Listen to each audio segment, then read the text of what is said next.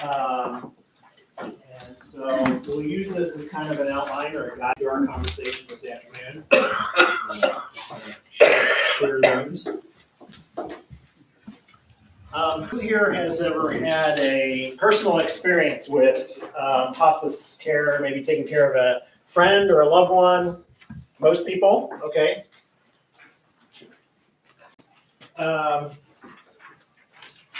So just real quick about me. My name's Rick Kaufhold. I'm a lifelong resident of the Dayton area. I've been with Vitas Hospice it was 15 years ago last month that I started Vitas. So I don't have a background in healthcare or anything like that. It was a pretty steep learning curve to understand hospice care and all the intricacies of it. But I love it. I feel called to the work, and so it's a real honor to be in front of you today, and talking about what it is that we do. If you have any questions at all, please just feel free to interrupt me, raise your hand. I think it's easier to just address things in the moment rather than try to come back at the end. So for the folks that raised their hand earlier with experience with hospice care, was that here in town or was it somewhere else in the United States? Or mine was here. Here? Both. Here. Both? Here? Okay. So one of the things that I am most frequently asked is when I say I work for Vitas Hospice or whatnot, and they'll say, "Oh, you're the guys on Wilmington Pike, right?" No. So that's actually the first myth, right, is that hospice is a place. Now, for the folks that are familiar with Hospice of Dayton's inpatient unit on Wilmington Pike, that is a place, right? But the fact is that we provide care wherever patients and families call home. And so that could be a private residence, it could be a nursing facility, it could be an assisted living community. But our goal is to keep folks comfortable and at home, wherever it is that they call home, okay? Medicare pays 100% of the hospice services bill, okay? We're a Medicare A benefit, so there's no out-of-pocket, there's no copay. We are covered 100% by Medicare. What that means for you, though, is who here is aware that there was more than just one hospice in town? Couple? Okay. Any guesses on how many hospices serve the Dayton and surrounding area? At least 14. At least 14. That's a low estimate. Anybody else? That kind of give it away. I think there's something like 30 or 40 hospices in our service area. Medicare pays all of us a per diem rate or flat rate, and so what that means is we don't compete on price. So Vitas gets paid the same amount as Hospice of Dayton gets paid, the same amount as Crossroads or Day City or Compassus or all the other hospices. Okay. So what that does mean, though, is that we compete based on service delivery and how we kind of do certain nuanced things with how we deliver our care. Let's go back to hospice as the place. So everybody, or most people probably are familiar with the Hospice of Dayton inpatient unit there at Wilmington. Hospice care involves 4 levels of care. All hospices provide 4 levels of care. The first is routine home care, routine level of care, which is the vast majority of the care we provide. And it is, periodic nurse visits, home health aide visits to help with personal care. We have chaplaincy services to help with spiritual care and spiritual support.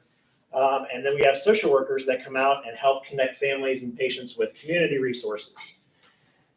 So routine level of care is the vast majority of the care that all hospices provide. If a patient develops an acute symptom, they're having trouble breathing, they're nauseated and we can't get that under control, or there's some pain that comes up and we have to manage pain a little bit more aggressively, then they can go to a higher level of care, either a continuous level of care, which means we have somebody at the bedside, actively managing that symptom until we can get it abated, or an inpatient level of care, in which case we'll take a patient to an acute care setting like the unit they see on Wilmington Pike, okay?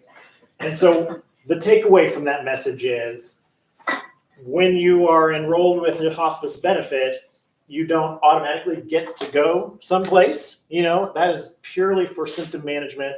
It's a short-term stay, and then you will return back to your routine level of care setting.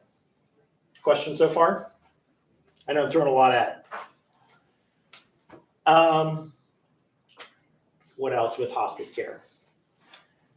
Does everybody know how somebody even becomes acquainted with hospice care? How do you get onto hospice care? Didn't you say 4 levels? 4 levels of care. Yes, thank you so much.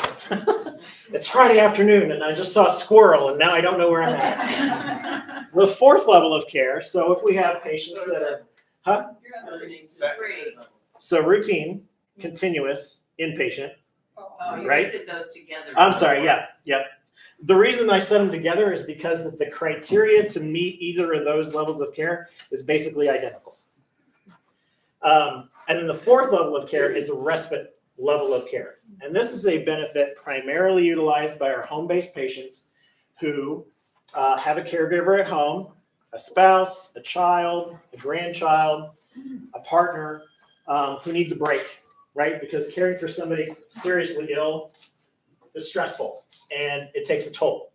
And so Medicare has recognized that, and one of the levels of care that we provide, consequently, is a respite level of care where we will go and take, Mr. Jones, we will take him to a nursing facility.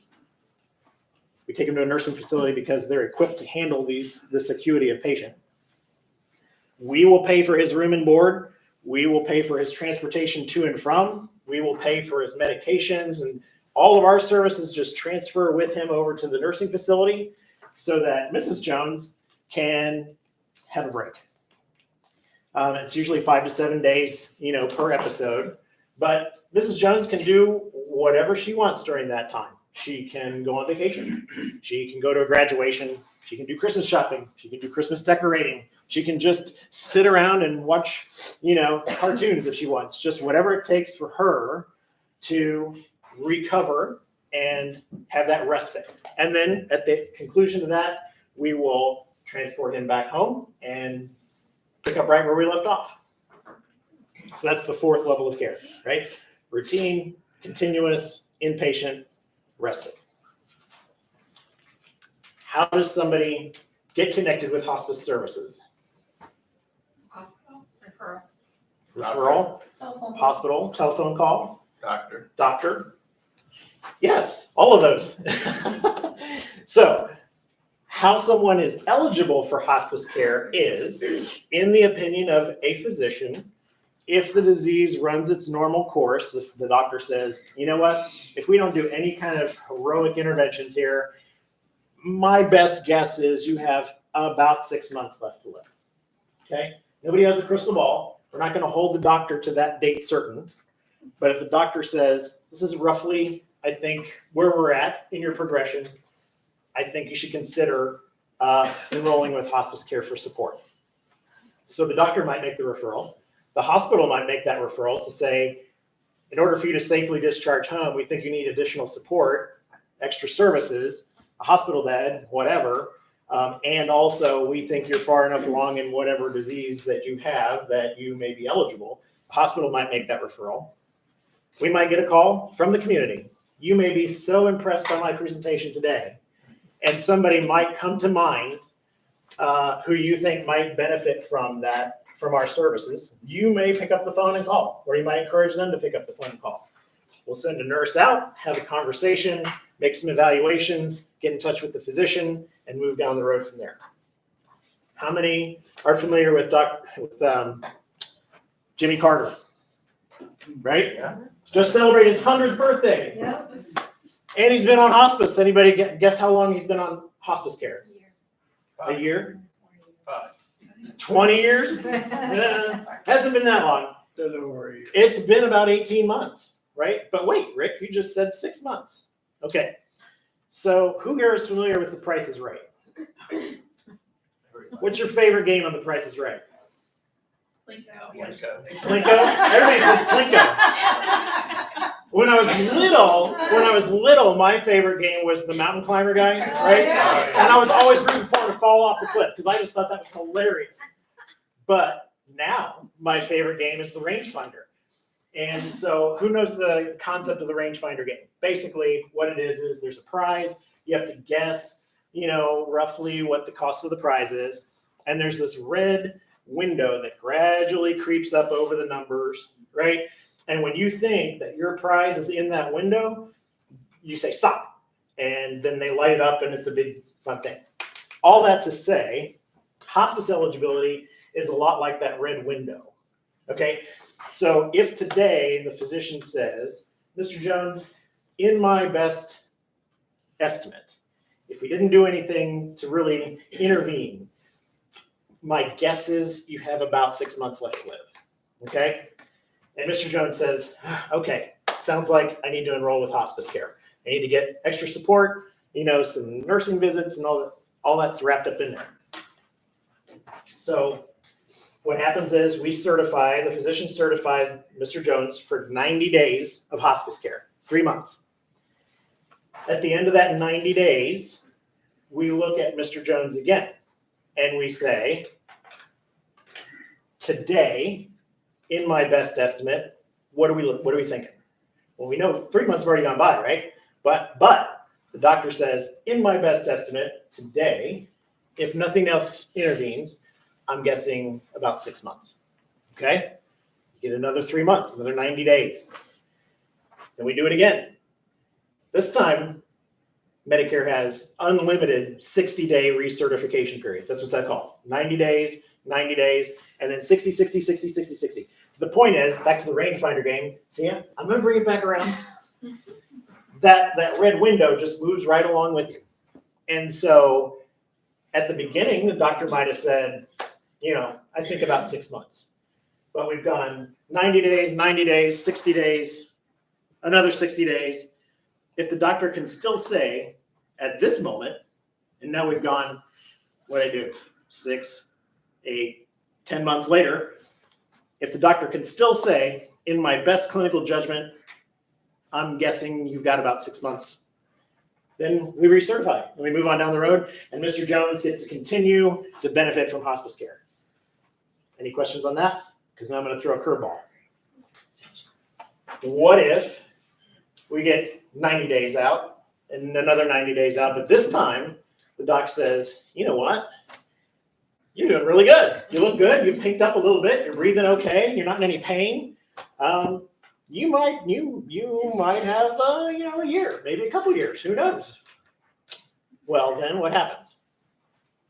We say, Mr. Jones, it has been a pleasure, but guess what? You are going to have a little graduation ceremony. And we have a little graduation ceremony for Mr. Jones and whomever else wants to come. And there's balloons and a cake or whatever. And we say, fantastic. It's been a pleasure working with you. Call us when you need us again. Because we're not just going to, I guess we're done. Mr. Jones could go on and live another couple of years and do just fine. But, at some point, he may start to decline again. At which point, either he or Mrs. Jones or his doctor or somebody could call us back, and we'll be right back out. And we'll have a conversation with him and his family and the doctor. And the doctor at that point might say, yeah, I think we're back to this 6 month window again. And we'll just pick right back up like nothing ever happened. So you can graduate from hospice. Who knew that? Whoa, lots of people knew that. All right. Here's the other thing. What if, Mr. Jones, we're working with them, we're 6 months in, we're 9 months in, whatever, and there's a commercial on TV in the middle of Price is Right, and it's about a new drug that might help Mr. Jones with whatever he's got going on. Maybe it's lungs, maybe it's heart, who knows? But there's a new that shows up on the TV, and he's like, you know what? I'm gonna give that a shot. I think it might help me. Well, then what? Anybody know? Say that again. Hospice ends. Hospice ends. He'll call us, Mrs. Jones, right? Because she keeps the phone numbers. She calls us. She says, I think we're going to try this new drug. Okay. So here's the thing. Way back when we first started with Mr. Jones, and the doctor said, this is kind of what we're looking at with prognosis, and we should consider hospice care. Part of that conversation also included a recognition on his part that he's going to forego any of those curative measures. Important to hear. I didn't say we're just going to stop treating him, right? Because if he has asthma, we're not going to stop treating the asthma. If he has pain, we're not going to stop treating the pain. If he has, nausea or any of that. So it's not like we're stopping all care. We're not giving up. We're just making him comfortable. And so if an asthma inhaler keeps him comfortable, absolutely. But with this new drug that he just saw the commercial for, well, this might be a life-extending treatment. And so we will say, all right, Mr. Jones, it's been a pleasure. Nice working with you. Maybe we'll bring him a balloon and the cake. Who knows? It's up to him. But he's going to try this new drug. And if it works for him, fantastic. If it doesn't, that's okay too. But at least he gave it a shot, and he feels better about that decision. And he can always call us back in. Right? Any questions on that? All right. Awesome. Yes. I had a scenario with my mother, and I think it's because of where the care was given. But she had a neurological event. Okay. She was in assisted living in a facility. And she had already been getting hospice drop-in services and different things. They came in 24/7 based on what had happened. Mm-hmm. And about 3 days into that, I guess her vitals changed a little bit. And they pulled out. They didn't even have the nurse finish the shift. It was the middle of the night. And they pulled out because she, quote, improved. But it was a very kind nurse. She said, we'll probably be back within 24 hours. And that is what happened. Okay. But why would they have pulled out? And if it was your hospice, what would have happened in that scenario? So if I understand, so that I understand the scenario. She had an event. We had folks bedside around the clock. Right, And she got better. apparently. But, okay, I But- noticed right. no change in her. Yeah. She was still nonverbal. She was, Okay. other than very minimal. sure. So going back to those 4 levels of care, right? So it sounds like for a long time we were at a routine level of care. And then she had an event and we elevated her to a continuous level of care. So Medicare says that higher level of care, because it's more labor intensive, we're going to have to staff it around the clock. There may be some medication changes, things of that nature. Because it's a higher level of care, Medicare reimburses us a higher rate for that period of time. Okay. But the flip side of that is Medicare says once that need for around the clock care has gone away, then you need to go back to a routine level of care. So if I understand what you're saying, it's not that we. Because my mother physically, from what I could see, hadn't changed. She could not get up. Right. The neurological event affected her ability to swallow. She could no longer swallow. Mm-hmm. She was not noticeably conscious, but something happened that changed her status. Yeah. Without knowing the details, I don't know why that happened. But it sounds to me like even if she didn't improve per se, but she plateaued, as long as there wasn't still a crisis, then we would have to go back to that routine level of care. And like I said, not knowing the actual details, but that's what it sounds like to me. Hospice was back within 24 hours. Okay, but Something else happened. Oh, She was okay. being monitored. Right. And so my thought was it was a vital sign difference. or Yeah. something. yeah, But they were back within 24 hours and then they were there until she passed. okay, yeah. So Yeah, they were 24/7. Yeah. There was just a brief period, but it was a very stressful period because Sure. I was there with her the whole time too. And and then all of a sudden I didn't even feel like I could go home and take a shower because Right.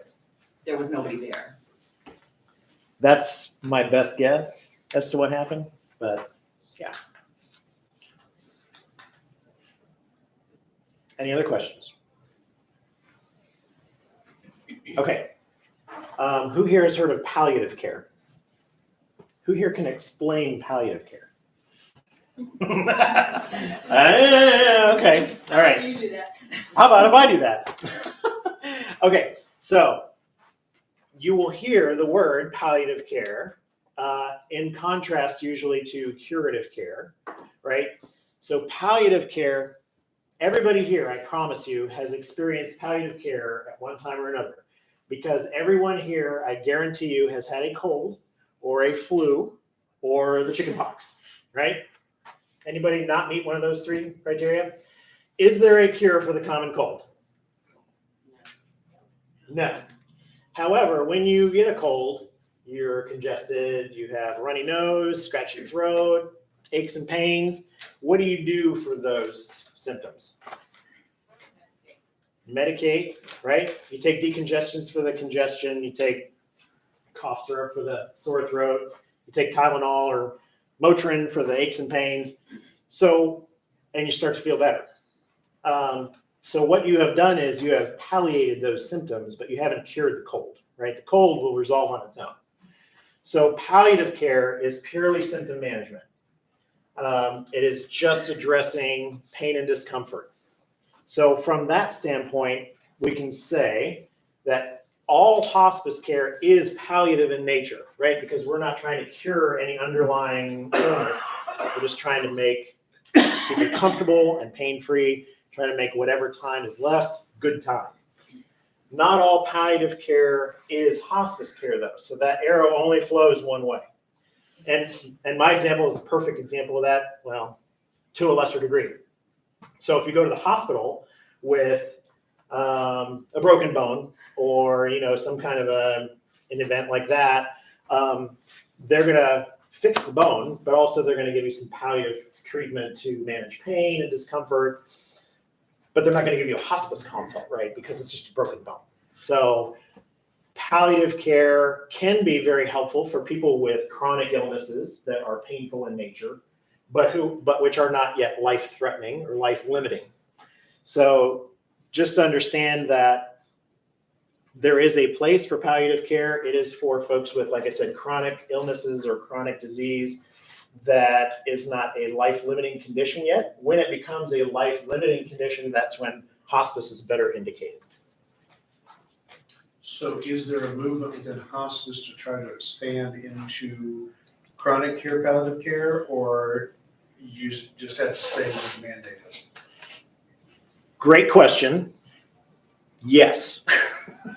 So there have been some limited studies of the benefits of, so palliative care, let's see if I can start a 4-sentence first before I finish so palliative care, like I said, is all symptom management.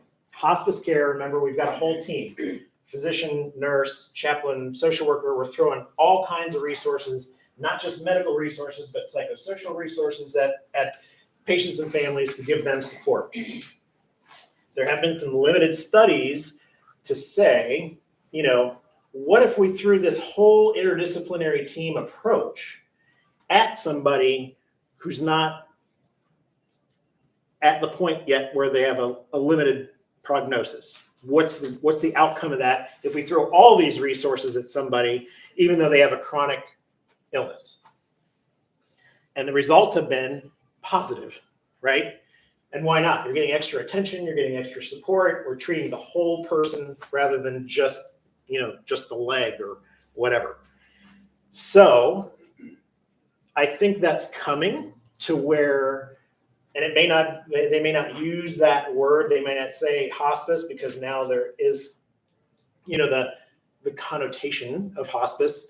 But I think there is, in the next few years, I think it'll be sooner rather than later, we'll see a movement toward throwing all of these resources at folks with chronic conditions versus just life-limiting conditions, because the outcomes are better, and because when an organization like hospice is reimbursed by Medicare for that, it's a flat per diem rate rather than having to bill and pay all of these specialists. That makes sense? It's a package deal. And so from a cost savings perspective, hospice is been a pretty valuable model.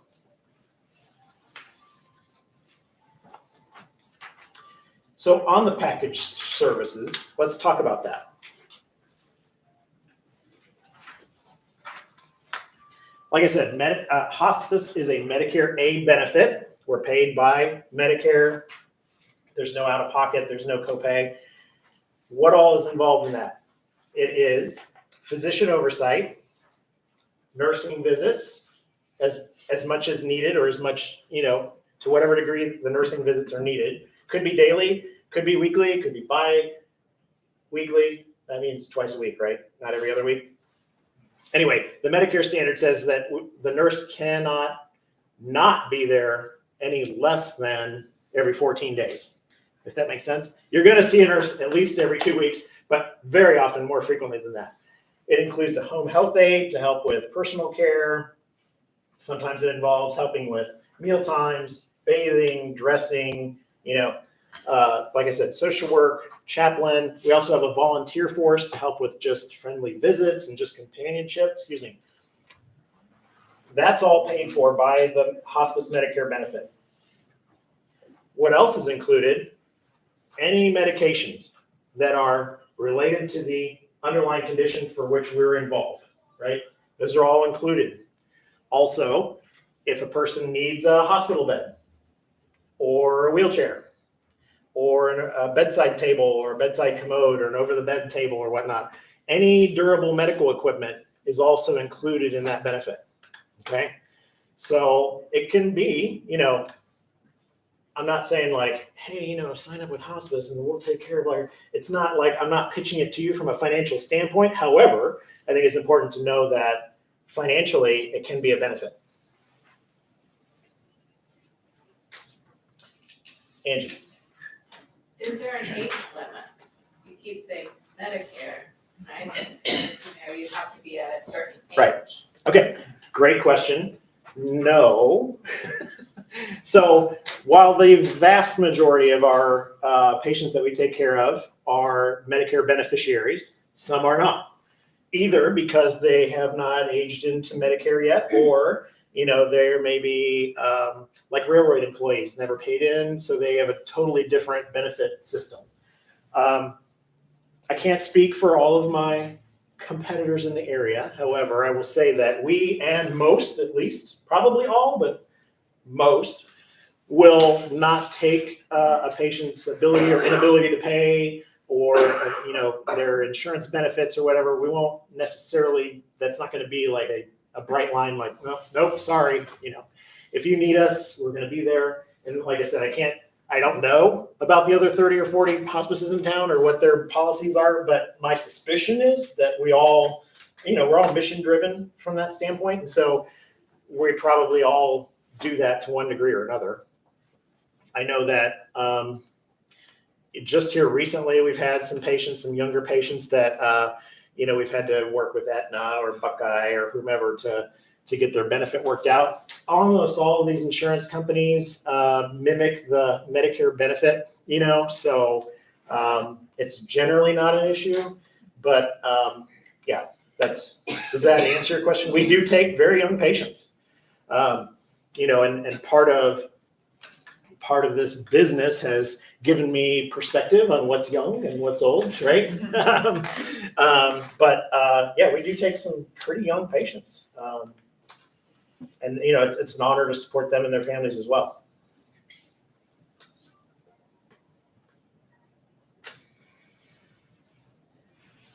This is on my cheat sheet.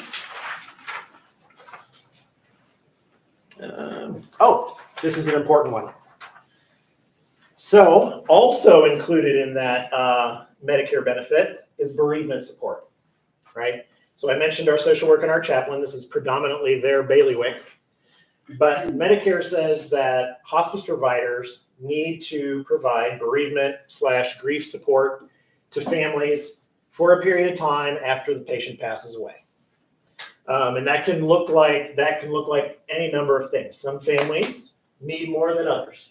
Some are happy with just a phone call every once in a while to check in. and some need more regular visits from our chaplain or social worker to kind of talk through their loss.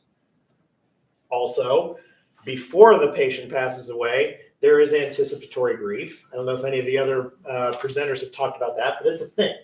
You recognize that life is about to change and you start to feel things. And that's perfectly healthy and normal. Maybe you need somebody to talk to about that, and we provide that. Medicare says that hospices, all Medicare certified hospices, have to provide that bereavement support. They have to offer it for 12 months after the patient passes away. We do 13 because we recognize that on that anniversary date, that can also trigger some things, so we want to do that extra month just in case.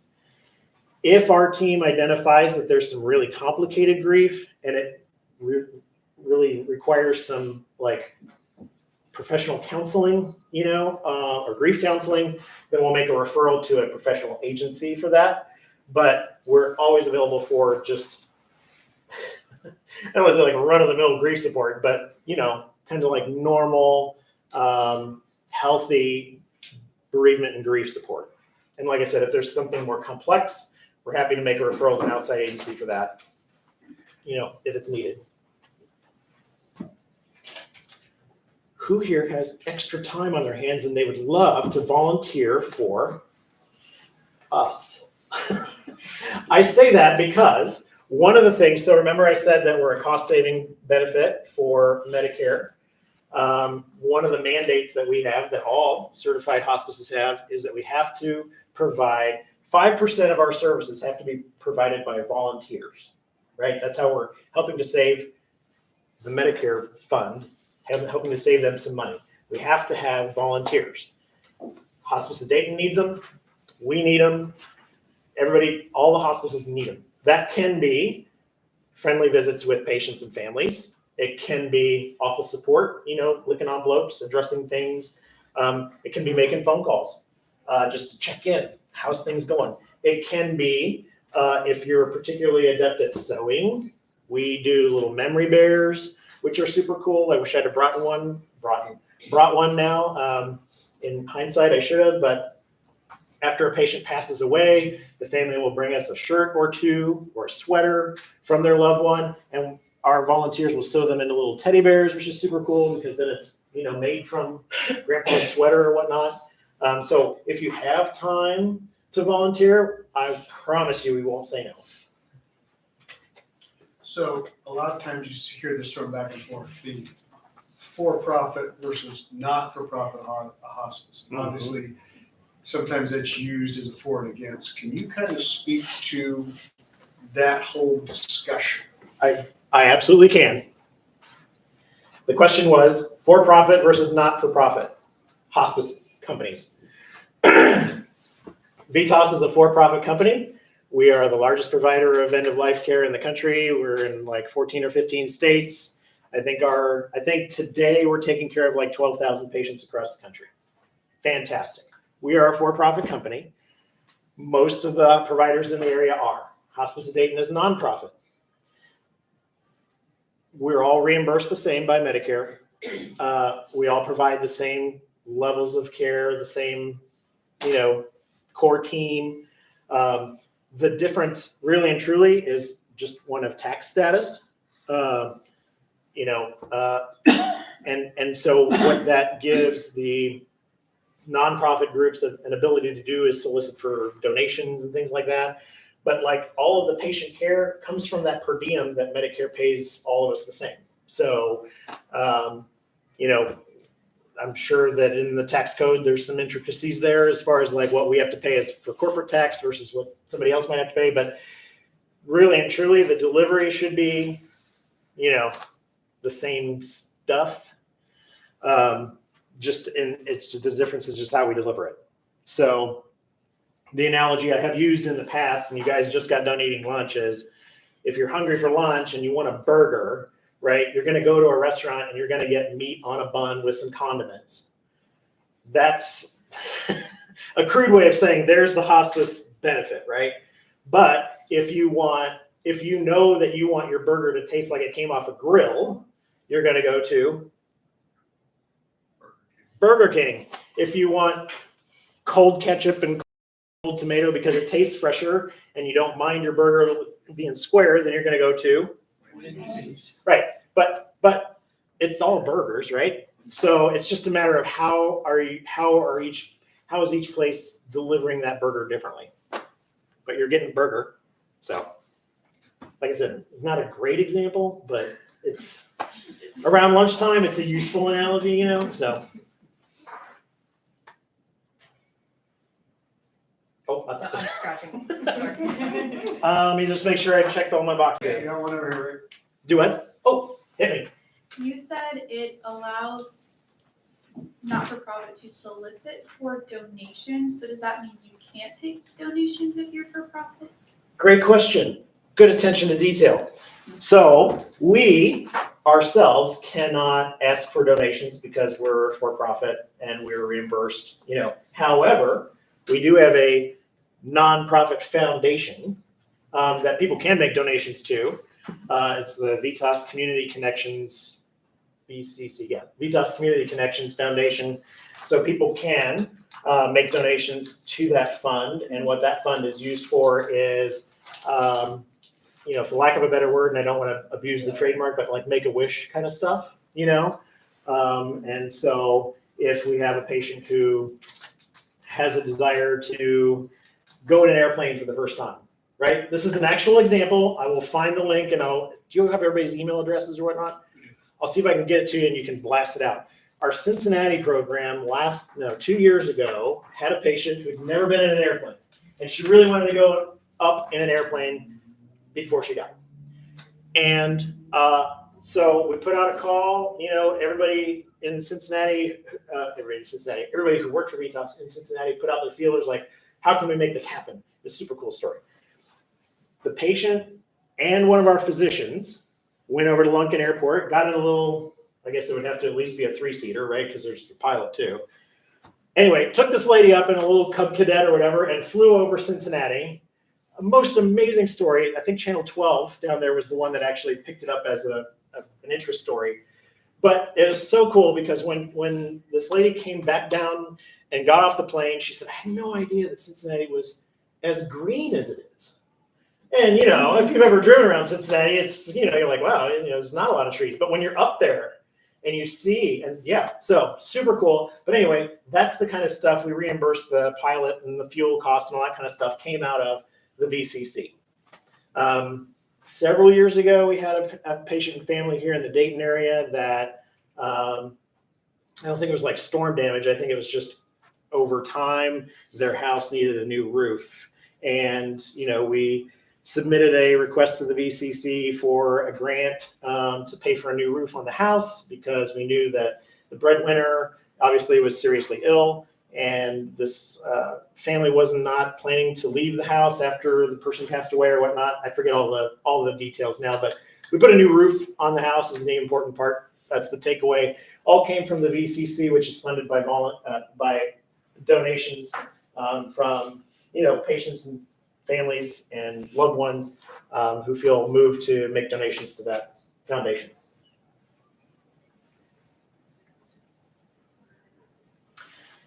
The last one on my little list here that I wanted to highlight was just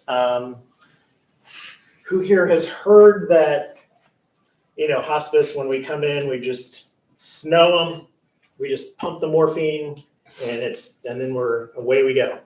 It's less of a thing now, but when I first started, that was like a thing, like, oh, you guys you just push the pain meds and then they're gone in 3 days.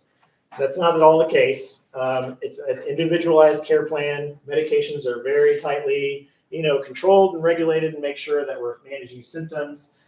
Sometimes when I'm talking to, in particular, this is a thing I'm encountering usually with physicians, but they'll be like, well, you know, if I refer one of my patients to hospice, 3 days later, you know, I'm getting the call that they've passed away. And so I just don't refer anybody to hospice.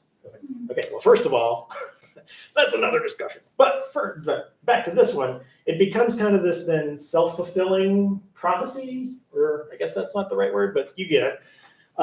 Because if you're waiting until the very end to make this referral to hospice care, and then they die, and then we call you and say, hey, your patient passed away, then the doc is thinking, well, it's because I referred to hospice. It's like, well, no, if you referred him back here, then we wouldn't have that phone call 3 days later. We'd had it 9 months later or whatever. So that's the only thing there. So the header on the page really says the most. We've never had a family say, gosh, you guys, we really started with you way too early. Often it's this one. It's gosh, I wish we knew we had these resources available sooner, that we had connected with them sooner. So yeah, that's. Do you think there's a disincentive in the medical community to refer to hospice because it takes, to be blunt, funding out of their hands and gives it over to another organization? I don't, and here's why. I really and truly think it is an uncomfortable conversation. You've been taking care of this patient and family for years, often. And to say, when you go to medical school, you're going to medical school because you want to help and you want to heal, right? And so it's a philosophical thing. I think when you've developed this relationship with the patient and family, and now you've come to a point where, it's like, I don't have anything else for you other than symptom management. I think that's what it is more than anything. I don't think it's a dollars and cents thing, because that physician can remain as involved in the care as they want. We will consult with family practitioners and cardiologists as much or as little as they want to be involved. And they can continue to bill for it. They can continue to see the patient at office visits to whatever degree those patients are able to make it to the office. So no, I don't think it's a financial disincentive at all. I understand I'm asking these questions for you guys' benefit. I don't think Sometimes you have to ask the questions people don't know to ask so you can hear the answers. Absolutely. Yeah. So- The great story, I had a friend whose mother was unconscious. Mhm. Hospice came in, controlled her pain, she got up, went to eat, and was discharged from hospice. Success story. There are studies, and I've got pamphlets out on the table here, and there's a footnote that'll actually take you to the study that was done. It was several years ago now, but they took a retroactive study, obviously, because we're talking about people, so you can't actually experiment with them. But if you take person X and person Y, and they're roughly the same, they're presenting the same clinically, right? They're at the same stage in their disease, they have the same symptoms, whatever. If you refer patient X to hospice and they get connected with those extra services versus patient Y who doesn't get connected with those extra services, on average, patient X will live 29 days longer than patient Y. And also they're benefiting from that symptom care, so they're probably 29 better days. But the citation to that study is on the pamphlets out there. I'm not just making it up. Anything else? Any other questions for Rick? I so appreciate you letting me come and talk to you about this. Very often people hear the H word and they're afraid, or they, don't want to talk about it. And have you already done the pre-planning funeral part? Yeah, so it's the same thing. Nobody wants to talk about a funeral because then it's going to happen. I feel like there's a lot of that kind of mystique around hospice, although maybe less so. So I really appreciate the opportunity to come talk to you today. I'll be out here, to answer any questions one-off if you just don't want to raise your hand in front of the group or whatnot. But our information is out there. You can always call the office and ask. We're staffed 24/7. A nurse will answer the call. And so if you have a more clinically driven question, you can do that. So yeah, thank you very much. Appreciate it. All right, so yeah, thank you very much, Rick. And you bring up a great point because people don't talk about this well. Gail Rubin, who is the founder of Before I Die, New Mexico, Albuquerque, and she's also has a Good Goodbye as her website. She has one of my favorite sayings about doing this. And her saying is, talking about sex won't make you pregnant. And talking about funerals won't make you dead.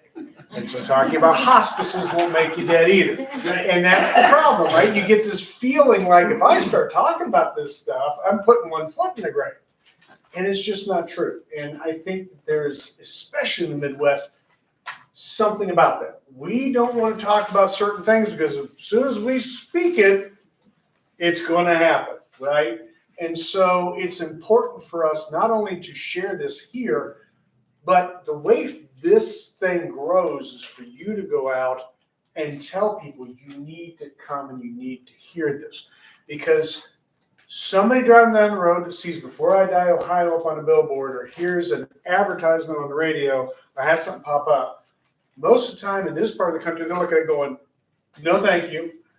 Okay, so we need to, by word of mouth, really spread. Because I think you've figured out by now that this is not about pitching you product, right?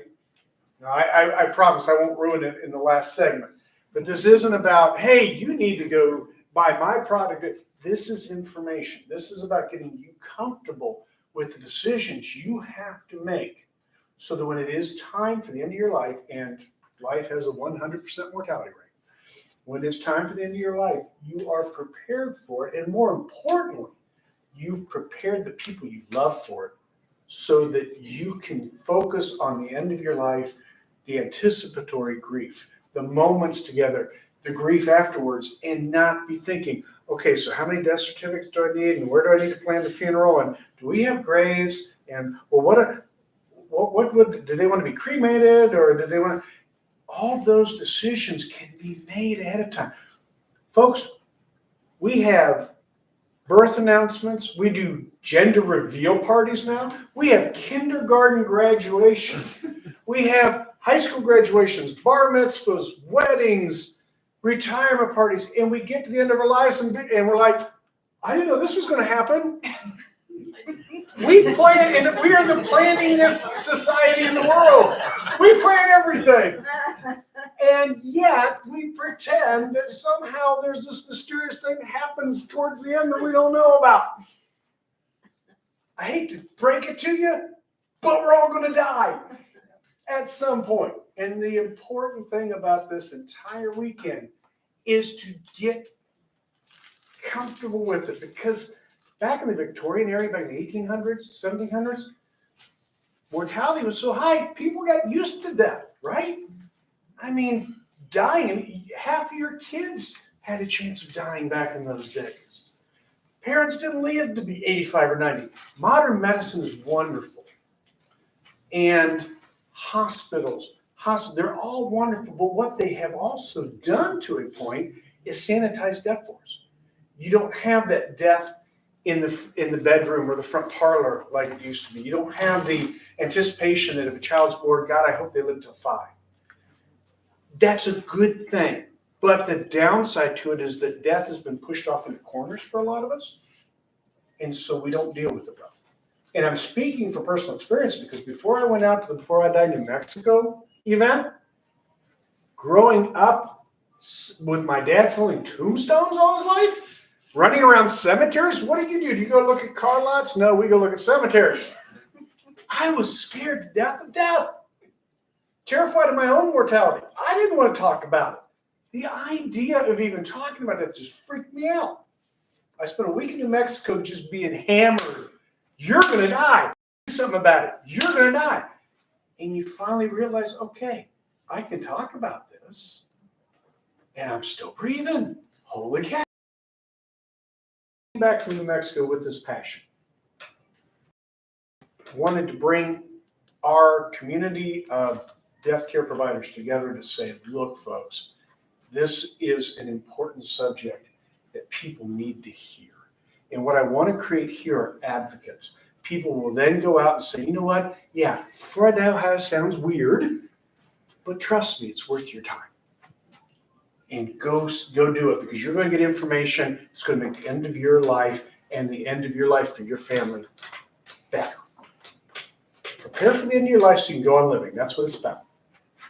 So what we've got right now is we've got about a half hour before we shift gears, because my presentation not only is for you guys, but also contains continuing certification credits for funeral directors.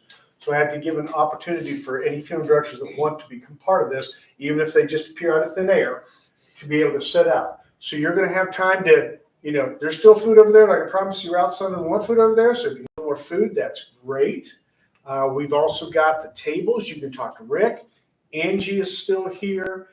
You can talk to any one of the funeral directors and ask questions, because I'm sure there's a lot of things swirling in your head. And at 3 o'clock, we'll get back together, have the final presentation for the afternoon. And if any of you have signed up for the Woodland event, you'll have plenty of time to get over through that.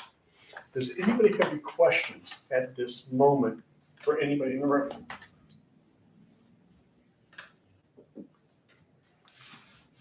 Go ahead. Just a comment, there's a book called Nothing to Fear, written by a hospice nurse. Okay. If you're familiar with it. She says that try looking in the mirror and maintaining contact and say, I am going to die habitually, see how hard it is to do. Well, and I think, and this is from my faith perspective, I think we're wired to live beyond this. And I think that's why it's so hard for us to accept a finality, because we're just not wired that way. We're not wired to be, this is it. And so I think we struggle against that all the time. And the idea of just finality is hard for our evolved brains to handle in a lot of ways. And so what do we do as human beings when we want to deal with something? Well, let's pretend it doesn't exist, right? It's not there anymore, so we'll be fine.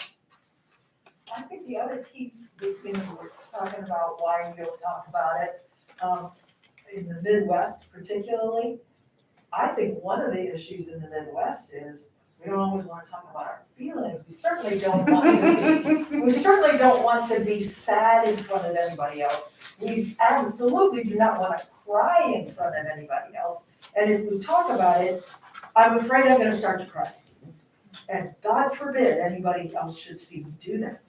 So we have to make sure we don't go there so that I don't show that in front of other people.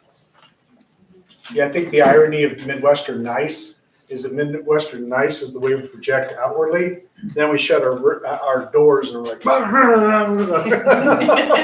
we just hold the bad stuff to when nobody's looking. But yeah, Midwestern just stiff upper lip. Yes. I think part of that too, though, is that we as humans, our primal emotions are grief and fear for what society calls like our negative emotions. So everything stems from that. But from our childhood, we've been experiencing grief, but we've never called it that.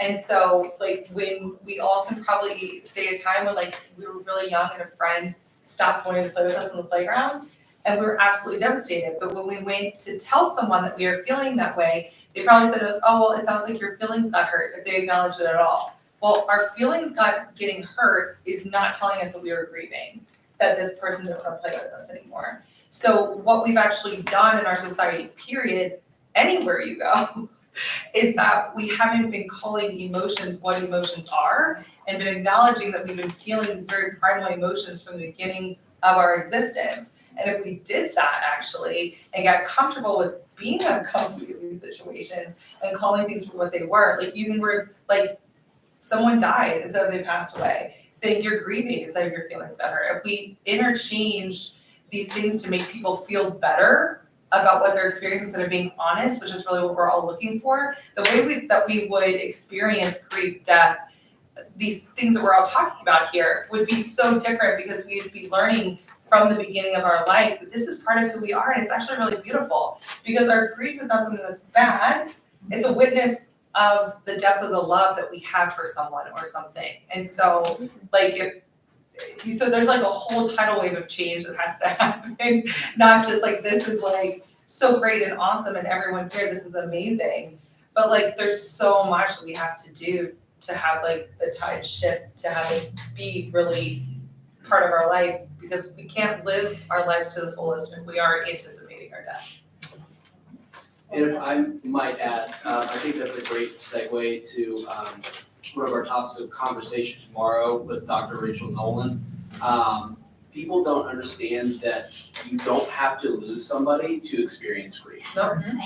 It is, if you are in a relationship and you break up, or your kids go off to college, or any number of things, grief looks like different things, but we can still call it what it is. Because you can grieve a change in your life. You can, grieve for things that once were, and it doesn't just have to, we don't have to confine ourselves to just losing a person. It's so much more than that, and I think you guys would like, we're gonna have a really great topic on that discussion tomorrow as well too, because she basically writes the book on this kind of stuff, and I just think it's the other kind of half of what we are talking about today that we're gonna be presenting and working on tomorrow as well too, so just food for thought there. Yeah, there's a thing called the 7 losses, if you ever get a chance to look at that, and it's just very prevalent. Loss of different things, not just death, but 7 different losses. And that's a thing that I want to reinforce to say. If you aren't signed up for tomorrow, I encourage you to come, because again, we're not talking about necessarily just you dealing with death and grief.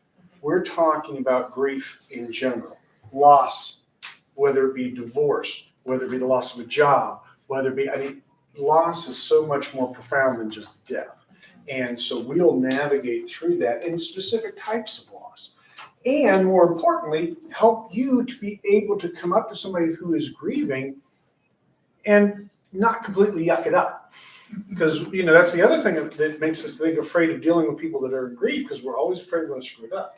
The odds are you probably will, but if you have strategies that can help you understand what they're going through, so you can say the things that are helpful versus not helpful. And that's what we'll work on tomorrow. Okay.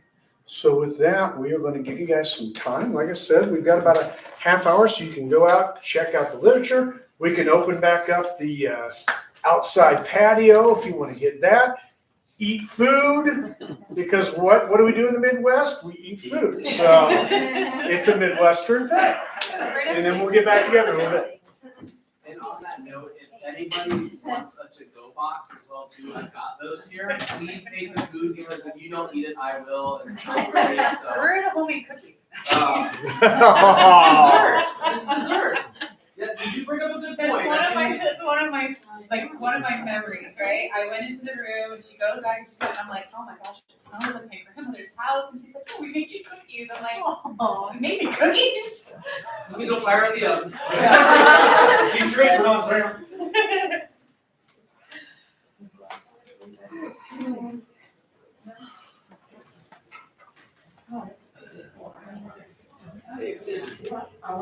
Get rid of that stuff for you? No, I really didn't know. I'd like to keep well, I'm going to get some coffee and I'd like a napkin. Also, if you haven't written on the Before I Die wall out front, before I die, I will, and write something on the Before I Die wall, please do. It's right outside. I'm not doing that. Have you ever been to? No, I've never been. Tell me how it is. I've been to that before, just murdered it. Is it? Okay. Yeah. Yeah, I'm excited about it. Who's that? Who is Oh that? my God. Wait, I mean, who that is? Look at you. I know. So you were getting sweet kids today? Yeah, I know. I'm so excited to be here. Yes, super excited. Super exciting. Yeah, I'm super excited. I'm like a history nerd. Like I don't go searching for it, but when like some of the letters that come every all the things that I have to. When we saw I'm our kind of house, freaking out that it's I lost my mind trying to learn the history of my neighborhood, and it was amazing once I got history. You're like, what part do you? So I live in Marion Village, which is south, just kind of like just south of downtown. Okay. And the man who owned all that land originally. Good job. That was the southern part of Columbus was all like steel factories. Yeah. And he had a factory that made elevator doors in St. William Mary. And he was making a lot of sense with it. And he decided to all the he divvied it up and he had to sell it, so he sold it every penny or something, right? So everybody got to have a chance to build their own house on it. So that's, How amazing is that? I know, Great. right? And my house itself, I'm only 4 doors. And the previous owners had the entire history of the house, and they left it for me. When I came in to get my keys, they had it sitting on the counter. So I thought, like, I was a folder, and I was in tears. This is the original one. it was the original purchase from the house, which is a Sears kit home, one of the Sears homes in the catalog. Oh my gosh. And I'm just like, I don't have the actual like model number of what house I have. I'm trying to find that.